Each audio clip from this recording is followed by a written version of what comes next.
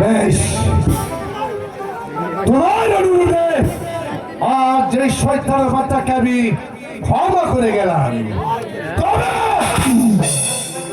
আর যদি কোনোদিন তুই ময়নার সাথে মিশতে আসিস তাহলে পিঠের চামড়া দিয়ে আমার পরিষ্কার বানাবো।